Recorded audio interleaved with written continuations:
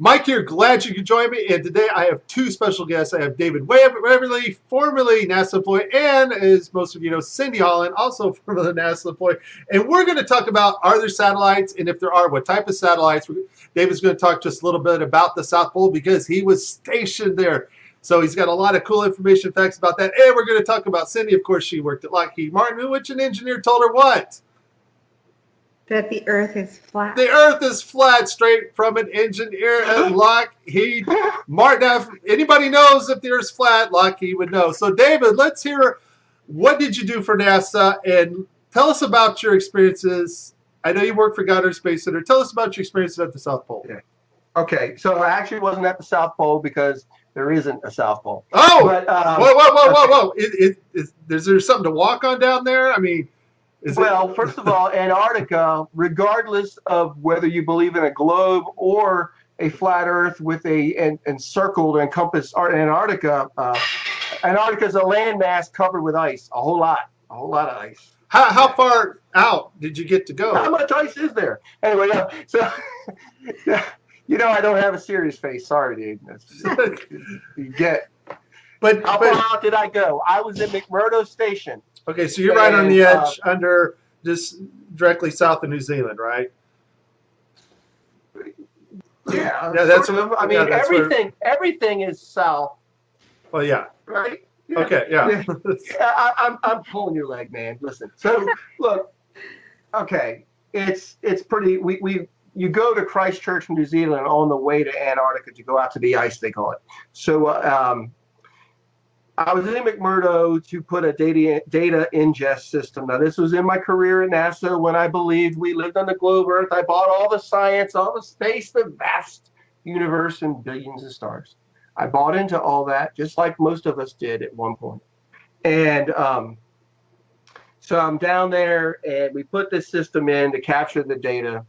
And it's for polar orbiting spacecraft, so that because there's a big data hole in the Antarctic data set, a big hole. Are you talking about the map part, the part where Hollow Earthers say there's nothing there? Yes, any map that you would have seen of the Earth showed this huge gaping lack of data in the center of Antarctica. And I can tell you the reason why that is because there is no center in Antarctica. Antarctica's a ring, but I didn't know that then. So we go down there. Now, here's the thing, and I was about to tell you a little while ago, is I set this system up. Everything's functional. We were ingesting data. We're retransmitting it offline when there are no spacecraft orbiting over, quote unquote. And about 10 years later, I'm watching a YouTube video, and I'm looking at images on Google Earth of Antarctica.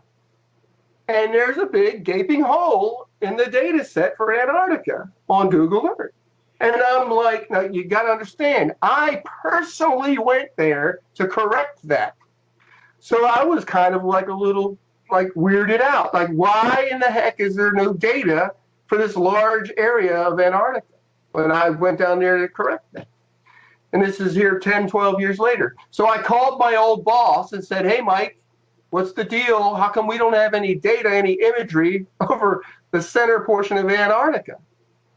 And his answer to me, and I talked to my pastor about this even, because I was like freaking out about it, because it didn't make any sense. You think after 10 years they'd have some data, right? Dude, 12 years. 12 years, okay. Yeah, and we spent $500,000, which isn't a lot of money by NASA standards, but on this project to go down there, I didn't even want to go, to be honest. I was newly married to my wife. I didn't want to leave her for 5 minutes. You know what I'm talking about. So anyway, so I go down. I was lamenting the whole time, you guys. Anyway, so I call Mike and I say, what's the deal with this? And he says, well, Dave, they opted out. They didn't want our data. They got a pipe. They got a fiber optic network from McMurdo to Svalbard. Now, you got to understand, Svalbard is almost the total other side of the world, okay? It's one of the most north places on the quote-unquote planet. Okay. Now, is this a undersea pipe from McMurdo that far? Yes. Fiber Okay. optic pipes Okay. under the ocean from McMurdo Station all the way to Svalbard. Now, even on a flat Earth map, it's freaking far. Okay. So wait a minute. Supposedly we have satellites. We have all this great space technology. Yes. Why the heck do we need a fiber optic pipe from Listen, McMurdo? that's what I'm getting at. So he's telling me this, and this is what he's telling. And I'm going. I don't even think I believe that I knew about flat Earth yet. Then this is what was leading up to my going. Holy crap! We're deceived. So I'm on the phone with him, and he's retired at this point from NASA. I'm like, well, that doesn't make any sense. Why the hell? He said, well, they opted out to send the data to Svalbard. That's the Norwegians, okay? And that they would process the data and sell it back to us. What? I'm just saying. So I'm like, okay, this doesn't make any sense at all.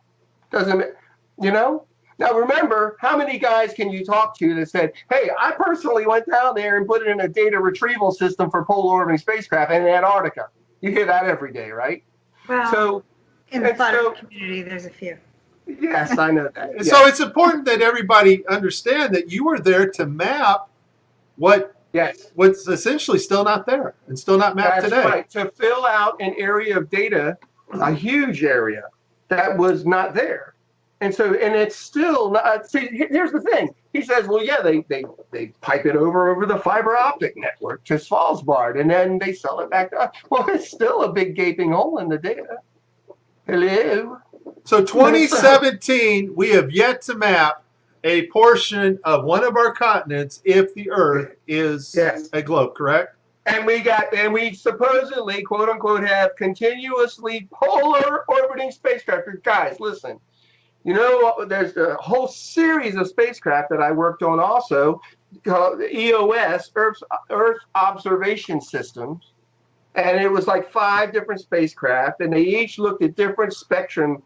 One was for atmospheric qualities, another was Terra, anyway. They are all polar orbiters because the whole idea is that the Earth is spinning and these daggone satellites go around and they get a different swath of the world as the Earth spins underneath it. Right, strip data. Again, I'm speaking. Huh? That's called strip data, right? Yeah, and so and from a global perspective, that makes sense, right? Okay, so how come there's no data still from the southern part of Antarctica? Well, according to Rob Simmons, and he gave us Russia's, Japan's, and the U.S.'s image servers, the Titan, the MRR-8, and the Epic Discover are all pictures of models taken from ground-based cloud radar, and then they put the model together of Earth. All their image data is fake. It's not a picture of Earth from space. So we know that about those satellites because Rob Simmons, and that's the guy, in case you don't know, folks, it's Photoshop. It has to be. Well, it has to be Photoshop because there are no pictures of Earth. So we know for a fact those images are not from space. They're just images put together by a computer called MyDoll. And so now you're saying you were stationed in Antarctica. Your job was supposedly to map this missing big area. Because NASA, if they show a radar of the South Pole, you see this big gaping round circular hole there of no data of anything mapped. And so your job was to map this out. 12 years later, you come to find out that they mapped nothing. It's still the same today, right? Correct. Matter of fact, I did some research on my own work and looked it all up because they have what's called mission design reviews. Okay, and Cyndi, you probably know about that, right? So I know. Yeah, we had that in our.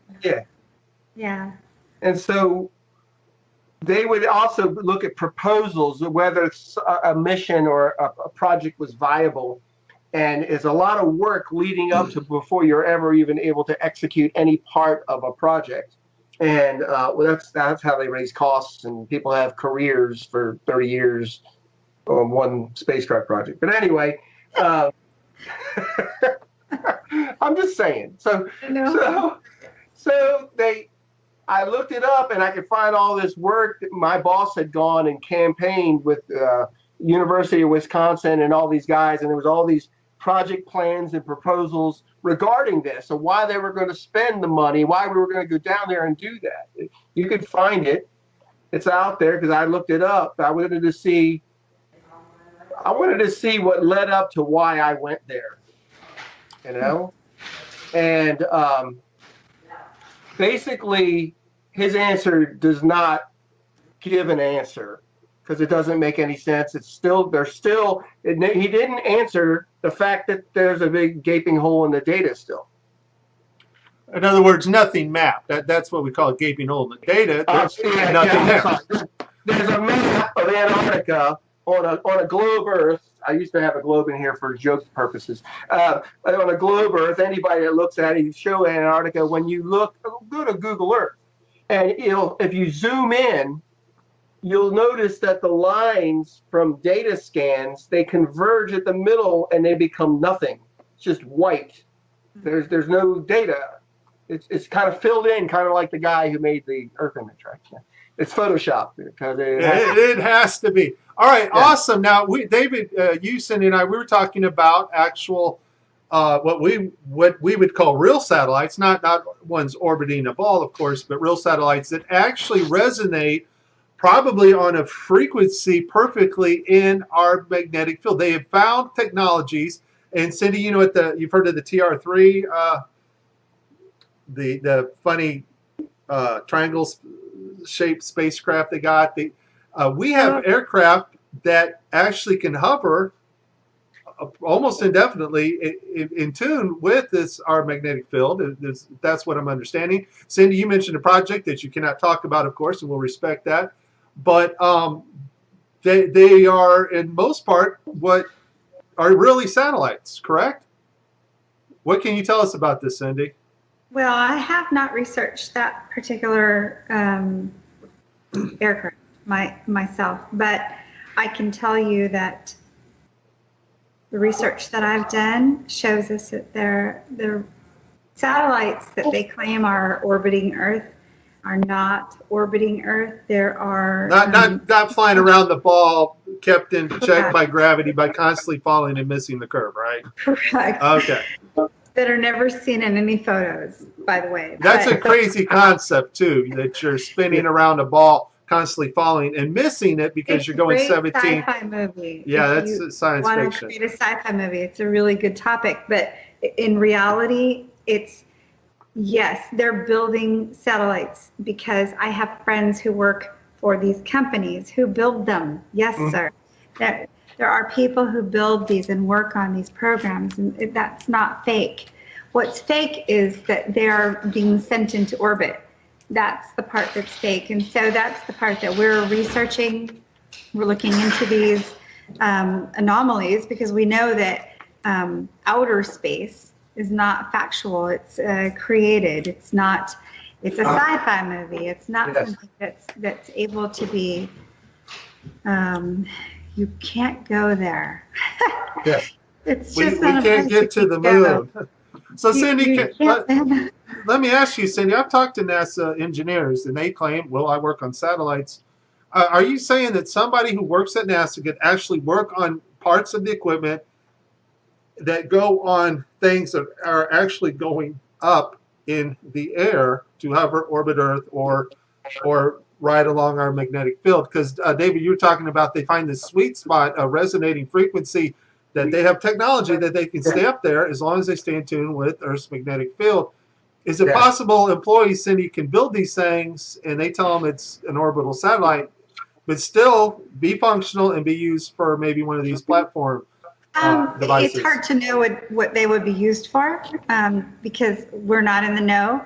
And most of the people who work on these satellites are not in the know. There's no way they would have an idea of where they're being used or how their functionality actually works, but they are building them. I know I have a close friend I grew up with who works at Boeing, and when I first started posting that satellites were fake, she was very upset with me because she works build satellites. Well, a lot of us work with people who build or work on satellites. I've worked for NASA. I've worked for the Air Force. I've worked for Lockheed Martin. I've worked for Raytheon.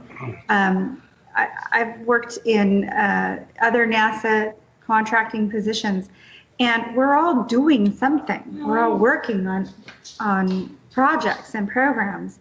The problem is it's a need-to-know basis. Everything is need-to-know. You're told what you're told. You do your job. You come to work, and you retire, and that's pretty much it. So most folks would never know that the hard work that they're doing is not what they think it is. Can I interject on that? Yeah. That idea? Yes. Okay. When I was at Goddard, Mike and Cindy, and anybody listening, there's this environment of, it's a wonderful, almost utopian ideal where you're all doing this great work for the betterment of mankind, and you almost believe this. You really do. And a lot of us at Goddard, it wasn't just a job, it's what we did. I mean, you could sleep there and shower there and shop there. They had a shop, and so they create this environment that's conducive to, nobody starts going, oh, they're keeping secrets from us. I mean, that's so. Anyone listening to this should not think like the people they're kept under a ball and chain, and it's such an utterly amazing work environment that you never stop to think, we're doing something bad. Right. I mean, you're it's a given. You're doing this wonderful work, and everybody's doing their little portion, and then they launch a spacecraft. Ooh, cool. You know? And what he's saying is exactly right. The environment is happy, proactive. They teach you, they train you. Everybody's friendly. I mean, for the most part, I was with NASA for 4 years, from 1996 to 2000. My time with NASA was my first actual career position outside of college. I was terrified, but I was so excited. And to meet all those people and to think back to the folks that I've worked with, amazing people. So I don't want anybody who works for these companies or works for the DoD to ever think that I'm putting down NASA employees or Air Force employees or any of them. I still have a love for them, I'm still friends with them. We're all under this blanket of unknown. None of us know the truth. That's what it is. Nobody knows unless you're in the top. I don't know. Probably. Even the top at NASA, they probably don't know. It's all obscured by fervor and excitement and ideals that most of us were taught since kindergarten. Right. Yeah. If you think about the movies that have come out and the way that it affects the mind, so sci-fi movies, rockets. There's a movie called The Knowing, and they put together a thing. What do you call it? It goes into the ground. It's the I can't think of the title of it, but it's all the kids from 50 years prior drew pictures of what they thought. Time capsule. Thank you, time capsule. Yeah. They put in pictures of what they thought, and I thought it was funny that they drew rockets. Who would have thought 50 years prior of rockets unless it was put into our media? There's no other way you'd even think of a rocket unless media portrayed rockets as future. Of course. So I saw I've been watching this movie a lot lately because I pick apart movies as I try to figure out what they're doing next. And so I pick apart Hollywood movies, but The Knowing is a good one because it kind of shows you the direction that they're taking. They're using specific agendas, space absolutely, the globe absolutely, evolution is huge. And so they're taking these things that we've been taught since kindergarten, and they're manipulating people to believe. And these are psychopaths. They don't have guilt. They do not have feelings. Correct. they're able to teach these things in schools and in college and all the way up to people who are PhDs.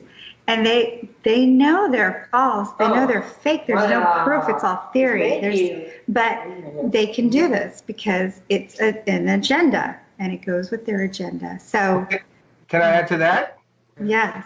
Okay, this is a scriptural ideal, guys. Is that God says that He will do nothing. Will I do nothing without first telling my servants, the prophets? Mm. Satan or Lucifer or whatever name you want to give him, the serpent, he has these aspirations to be like the Most High. So he also has his servants, the prophets. We call them the media. And so he tells us, they tell us what they're doing through movies, through media, like you're saying, Cyndi. So they're laying their game plan or their intent in a whole lot of movies like that. Yeah. You know, guys, this is very interesting, and I shut my camera off so I get a better stream. But you know, when we talked with Rob Simon, he's very honest. He gave us Russia's, Japan's FTP servers, all their model of Earth that they used to superimpose the images on to make it look like they're taken from outer space. Totally straight up, honest about what map projections you use, and he gave us that website and how to configure the map that they use for different projections and things. When you talk to other NASA certain employees in certain departments, they straight up tell you, oh no, it's not this and this. And so none of it leads to outer space or you know, living on a spinning ball and traveling 483,000 miles an hour. What it tells me, though, is that it seems like there's a separation between the people doing the work at NASA and a media conglomerate or a other type of government that does the faking part, the part where they take you in on the ISS and fake, you know, weightlessness through the HoloLens technology JPL is working with right now, or telemetrics that they've contracted, and that allows them to bring in actors from any place over the world and put them on the same set. It's almost like the stuff that these engineers are building are actually used and put on these platform type what we'll call satellites, just for a better lack of term right now, so they can look at the Earth and get cloud cover and things. They're heavily interested in our magnetic field. We'll probably talk about that in another video. We'll talk about the sun in another video and how the eclipse, nothing blocked the sun. But it almost seems like there's this other type of government thing going on that's sort of separate from NASA. It's like NASA has another division that we would call liars and deceivers, you know, part of NASA. And then we have the people that actually do real work and real technology for NASA. That's what it's looking like. What are you guys' thoughts on that? Absolutely. Again, the mass of people, and they are many, there was between 17,000 and 35,000 at Goddard at any one time throughout the history of Goddard. All of those workers, like Hubble was built in our clean room at Goddard, right? It never enters their mind that what they're doing is going to be for deception. They think that it's for science, for knowledge, for the betterment of mankind, so that we could understand how we were created, right? Which the very thought of that's kind of insane, but anyway. What do you got to say to that, Cyndi? Can you please repeat what you just said, David? I said that that just at Goddard alone, there's a lot of people that work for NASA in its entirety, that work who are engineers and scientists and other support personnel supporting all of that infrastructure. That at Goddard alone, there was between 17,000 and 35,000 people just working at Goddard.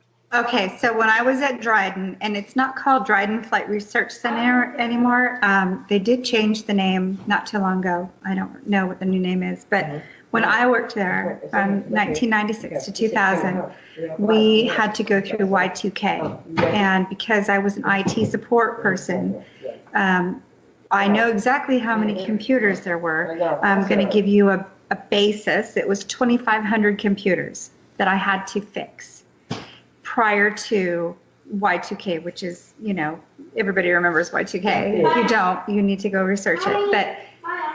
But So I can tell you, we had approximately 2,500 computers, which equates to approximately 2,500 folks.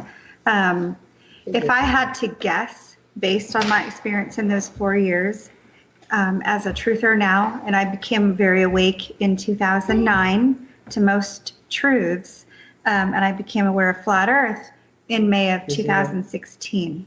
So I have many years as an awake person. When I go back and I think about the photographers who were in the office next to me, who came out of the building and said they couldn't believe people believed in the fake moon landings. That was in 1997, 98. I don't remember the exact date. I just remember it happening. So wait. NASA employees that are in the know are going, I can't believe these people bought into that moon landing crap. Oh, guys. This is what I overheard, yes. No. You just reminded me of something I mentioned the other day to somebody who was like, oh, a pastor friend of mine. At Goddard, we had a digitization project in the education office. A guy named Dr. Bob Gabrice was the head of education at NASA Goddard. I did a lot of education outreach, but I was also technologically adept, so they would include me in these extra projects. We were going to digitize all the lunar lander and all of the Apollo mission stuff they had in archive, and it was missing. It was gone. Oh, boy. Okay. and I remember, but here's the thing. Then I still believed all the other garbage. So I was like, well, it didn't make any sense. You know, like, how would you lose? I guess the most historic moment in all of mankind. Why would you lose that? You lost all the telemetry data to the most important event ever, right? Yes, they got like freaking 10 sound bites from the lunar mission, you know. I'll tell you, I was the retrospect administrator. Retrospect is a system that we used to back up computers for the whole facility. So this is dating myself, obviously, because retrospect is, I think it's outdated. I don't think anybody uses it now.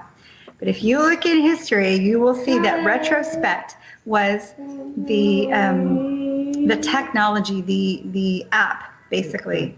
We didn't have Windows. This was a long time ago, so it was different. But we used a system called retrospect to back up computer systems. Now, if I'm understanding my role right as the backup administrator for Dryden Flight Research Center, everything was backed up every night based on my job, what I did. I backed up computers, and it was a system. It did it automatically. Now, wait, Cyndi. Are you backing up like super important data like the moon data, or was the moon data not as important? And everything that was on their personal freaking MP3s. So we can lose the moon data, but we're backing up everybody that swiped their key card for the last 20 months, right? Yes. Okay, I got just as long as I understand NASA's priorities. Gotcha. Yes. So we're backing up the work that they do each day to make sure that they're not family pictures. What's that? Family pictures. Look, wait, because I'll never forget my first week at Goddard. I went into an engineer's office, like he's a freaking GS-15 or something. Okay, that's like a $250,000 a year. Okay, it's like 150 to 250 a year salary. I go into his office. One of his hard drives had crashed. I'm not making this up, guys. And I get called on a tech support call. I pull his drive and I run this data retrieval tool, and it's all organized pornography.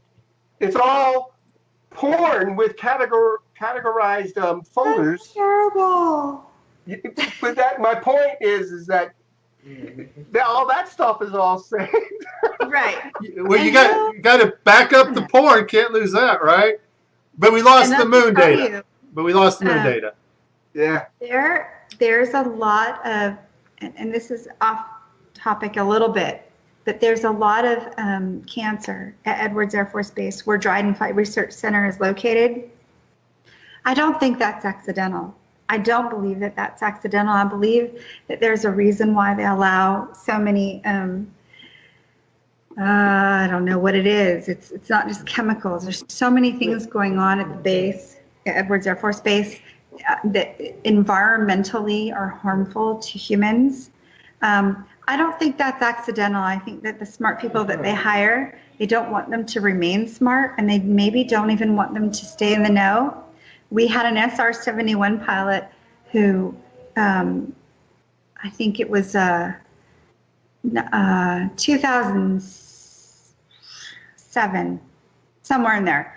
Anyway, she was an SR-71 pilot, Marta Bonmeyer. She was flying SR-71s for her career, and she died in a small airplane accident in the mid-2000s. So you understand, I have a lot of questions about these so-called weird, strange deaths that happen, whether it's cancer, whether it's an airplane crash, you know, whatever it is. I have a lot of questions. Marta Bonmeyer crashing a plane and dying after flying the SR-71? It's odd. Well, she's not the only one, though, Cindy.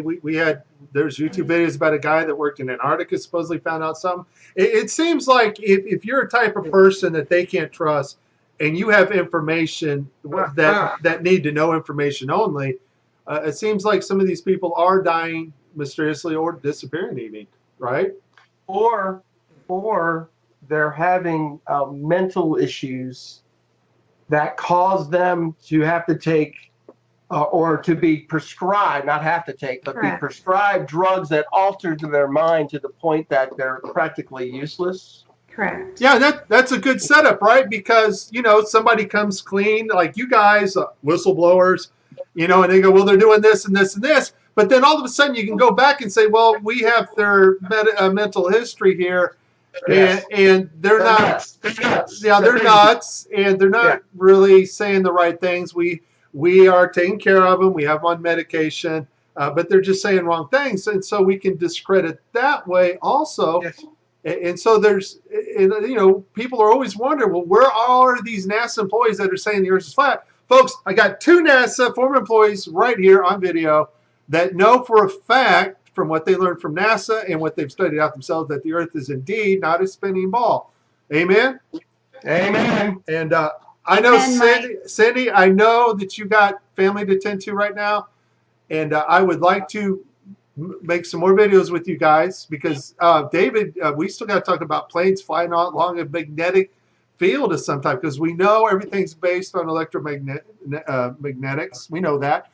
We know from the eclipse that the sun and moon are just projection lights, and I'd like to hear you guys' theory about that. Cyndi and I got some photos to show, so the next video I'll bring those photos. Cyndi and I do not agree on everything, and that's great because we need that. We need not to be on the same page and beat the same drum.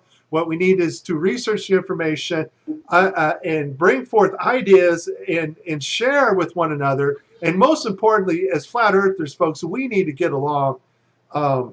I can't stress that enough. There are no shills and gatekeepers in the flat earth community. There is no such thing as that. Nobody has the key to the whole thing, and they're just hiding it from us, okay? It's not even possible. And, you know, and I get so mad. Yeah, I don't share the views of maybe Jaron or Bob or even Cyndi. I don't share all her views. But I can tell you she is not a NASA gatekeeper, and I can tell you she's not a shill. She is very genuine. She is serious, and most importantly, she loves the Lord Jesus, and so does you and myself, David. Amen. And I'm so glad that you guys had a chance to watch this video with us. Are we I think we could even do a series, Mike. You want to do a series, David? Thinking about all the subjects that we've discussed today, just on our own, aside from the recording. Honestly, if your listeners are interested, I'm open to doing a series and doing different subjects on each one. Yeah. Well, David's already got a YouTube channel, and you're gonna have a YouTube channel, Cyndi. So I want to call it Cyndi Guns. Cyndi Guns. Well, just whatever, but you know, it's just something cool, something dangerous sounding, you know. Well, hey, Mike. I would love to be involved in a series, but I'm really shy and I don't like to talk a whole lot. That's a bunch of caca, David. I'm pretty sure you're lying like NASA right now. Yeah. Yeah, well, no, because David, you had some good points about planes. I'd like to talk maybe about planes like the TR-3, which Cyndi didn't know about, but I got pictures of one. And we do have things up there, and we do have things up there taking pictures, but that does not take away the fact that 99% of all of our communication has to be done through undersea cables, simply because there are no satellites above us. There's no such thing as our 24 GPS satellites hovering above us either. Anyways, all right, guys, we can do it. We can talk about a series. This is Mike, David, and Cyndi Holland. And we, all three of us, are glad that you watched. Bye-bye. Thanks, guys. God bless.